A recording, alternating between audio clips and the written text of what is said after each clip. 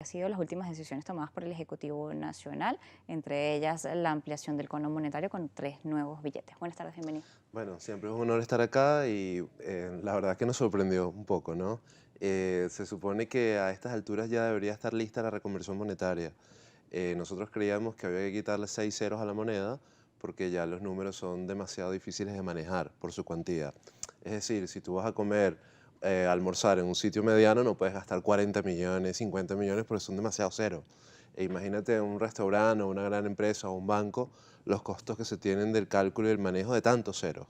Entonces lo que había que hacer era evidentemente quitarle 6 ceros a la moneda, pero el Banco Central nos sorprendió un poco sacando este billete de 200.000, 500.000 y 1 millón, que lamentablemente sumados no alcanzan a comprar un dólar al tipo de cambio oficial. ¿A qué se debe esto? Pensamos nosotros. Creo que fundamentalmente esos billetes se mandaron a hacer hace tiempo, es lo que se tiene entendido, y deberían haber estado listos para septiembre de 2020. Y hubo retrasos que probablemente lo postergaron 5 meses y salieron ya cuando la hiperinflación se había comido gran parte del poder adquisitivo que esos billetes representan. De hecho, es muy probable que los dos billetes más pequeños, el de 200.000 y el de 500.000, sean más costosos como material Exacto. que el valor que representan simbólicamente. A ese punto iba, la mayor parte del costo que tiene hacer billetes en el país, dadas todas las complicaciones que tiene Venezuela, es elevado. Si ya lo era anteriormente, ahora tener esto en este momento en donde prácticamente no van a comprar absolutamente nada, porque no hay nada que tenga esa denominación en este momento en el país. ¿No? Es decir, no alcanzas ni a $1 de la tasa oficial del Banco Central de Venezuela a poder comprarlo, todavía te faltarían por lo menos 200 bolívares casi. En medio de esto, ¿cómo se toman este tipo de medidas por parte de quienes rigen la política monetaria del país? Mira, la única explicación más o menos sensata es que esos billetes se mandaron a hacer hace casi 10 meses, 8 meses y que se tardaron en venir Entonces hay porque un desconocimiento total de cómo se maneja la economía en Venezuela y de s- cómo diariamente o semanalmente aumenta la inflación y hay cero control de ella. yo creo que es una medida que apunta a decir que va a continuar con la política inflacionaria, que se va a continuar con la emisión de dinero sin respaldo y que lamentablemente no se va a ir a un control de la inflación. Según el Observatorio Venezolano de Finanzas, Ujú. la inflación del mes de febrero fue de 50,9. Eso es hiperinflación. Esa inflación intermensual es muy alta y se ha retrocedido incluso en el interanual.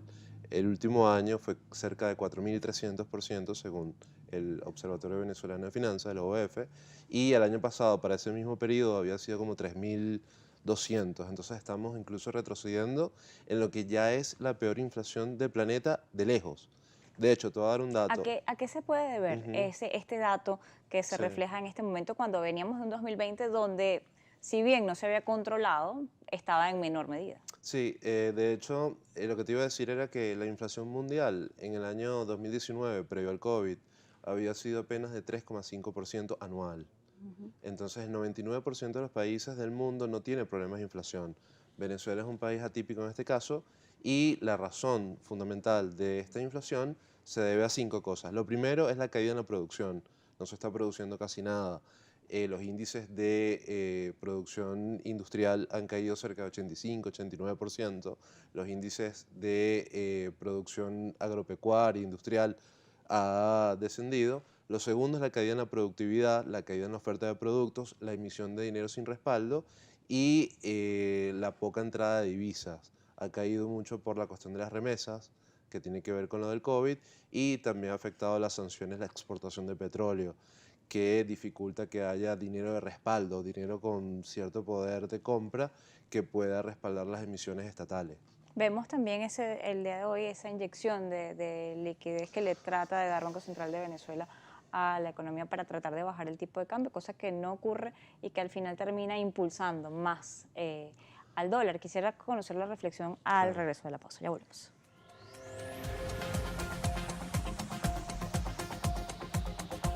El Sutherland, economista, y estábamos conversando respecto a lo que fue el impacto de esta decisión del Banco Central de Venezuela de tomar o incluir 3 nuevos billetes al cono monetario, pero más allá de esto, lo que estaban haciendo también de inyectarle liquidez a la economía para tratar de bajar de alguna manera el tipo de cambio. La variación es mínima realmente y no logra tener una proyección en el tiempo. ¿Qué sentido entonces tiene hacer esto? Claro, yo creo que el problema acá no es ver a la inflación como el problema central. La inflación es un síntoma, es como si tienes fiebre. Tienes muy mal el cuerpo por una enfermedad muy grave y tienes fiebre. Entonces la idea no es atacar la fiebre, sino atacar la enfermedad que produce la fiebre.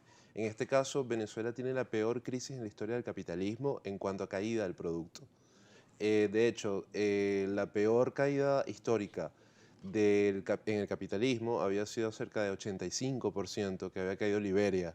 Nosotros estamos hablando que podemos haber caído de 2013 a 2020 90%. Es la caída más estrepitosa en la historia y eso ha tenido como consecuencia la destrucción del poder adquisitivo de la clase obrera, de los salarios y de la capacidad del Estado para cubrir los gastos mínimos. Y como el Estado no puede cubrir esos gastos mínimos porque no hay producción, no hay impuestos, no hay cobro de aranceles, no hay nada, el Estado se ha dado la tarea desde 2017 de emitir dinero sin respaldo, de agarrar empresas estatales que le hacen pagarés al Banco Central le hace dinero digital y ese dinero digital entra a la economía en pago a proveedores y salario y presiona los precios. Entonces, ¿Esos pagaré algún día serán pagados? jamás. Y eso viene haciéndose de por lo menos hace 4 años que la hiperinflación saltó. Venezuela tiene la segunda hiperinflación más larga en la historia, después de la de Nicaragua, en la época sandinista, que fueron 56 meses. Nosotros estamos hablando ya de 39, 40 meses que tenemos esta situación y lamentablemente el gobierno no toma medidas reales para acabar con ese A flagelo. eso iba. Vemos decisiones tomadas desde el Ejecutivo Nacional en los últimos días, más allá de lo del cono monetario o de esta inyección de liquidez, vemos medidas de tratar de llevar créditos a través de, por ejemplo, lo que fue el Petro, Sí. que lo habían dejado abandonado, lo habían olvidado, o el Ejecutivo como tal lo había olvidado, lo vuelve a tomar en medio de, me imagino, también el proceso de sanciones del que está, al que está sometido. Vemos crédito a mujeres, vemos intentar establecer tarifas por esta vía, aunque es un sistema que tiene dos cotizaciones, Petro Obrero y el Petro como tal, entonces no terminas de saber cuál es efectivamente el valor que va a tener esta moneda digital, que si bien podría servir para esta economía digital de la que habló el presidente de la República, no termina de ser claro Claro, su utilidad. sí, el asunto del Petro es que ellos cuando más o menos lo anunciaron formalmente, creo que fue el 18 de agosto de 2018, dijeron que era cerca de $60.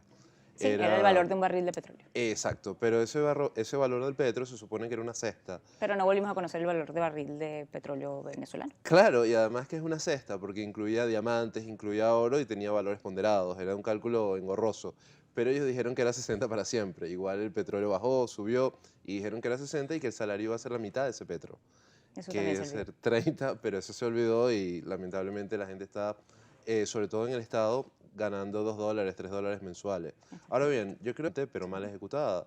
Creo que es bueno que se hagan criptomonedas, que se faciliten medios de pago, pero no puedes obligar a la gente a usarlos. Es decir, esta economía digital de pagar con apps y el sistema Patria está bien. Claro. Es bueno que se estimule, que se incentive, pero hay millones de personas mayores, personas que no manejan la tecnología, hay dificultades con la electricidad, dificultades con el internet, dificultades con las líneas telefónicas, con la Y la señal. convertibilidad de esto tiene que ser clara. Y exactamente, y el petro no tiene una convertibilidad formal, no es completamente fungible y no es totalmente intercambiable. Recientemente veíamos como Banco Central de Venezuela incluía y decía, bueno, ahora sí vamos a recibirles los petros y los vamos a cambiar.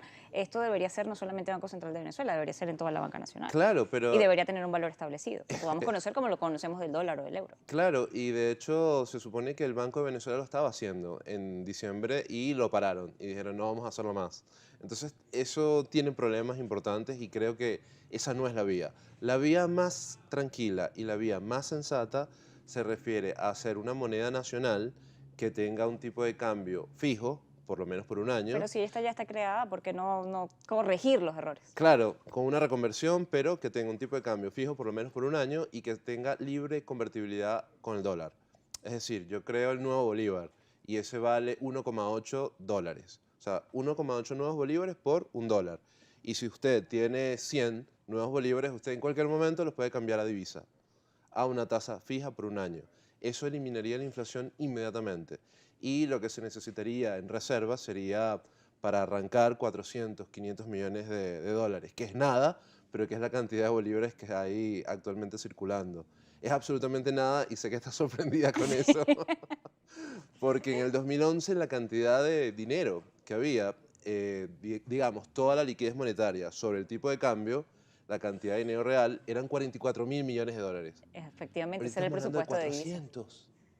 De 400. Entonces, Bueno, hay que capturar la aprovechar inflación que la sería muy economía se puso fácil. tan chiquita Exacto, para tratar de enrumbar en alguna forma la economía. sería Para extremadamente finalizar, sencillo. Manuel, quisiera saber tu impresión sobre lo que es las iniciativas legislativas que ha puesto la Asamblea Nacional en materia económica y, bueno, si crees que esto puede llevar al buen término. Yo creo que hay algunas ideas que son interesantes, pero que deben discutirse mucho más y deben abrirse mesas de discusión con clase obrera, sectores empresariales, sectores de la academia, de centros de investigación, para hacer un plan de ajuste y estabilización macroeconómica grande en medio de un acuerdo humanitario, en medio de un acuerdo político-social, en donde todos los factores puedan aportar y puedan llegar a microacuerdos que pudieran ponerle paz política y paz económica para enrumbar el país hacia otro nuevo destino. Te agradezco habernos acompañado la tarde de hoy en Noticias Globovisión Economía. Manuel Sutherland, economista, estaba con nosotros la tarde de hoy. Así llegamos al final. Recuerde, como siempre, nuestras redes sociales,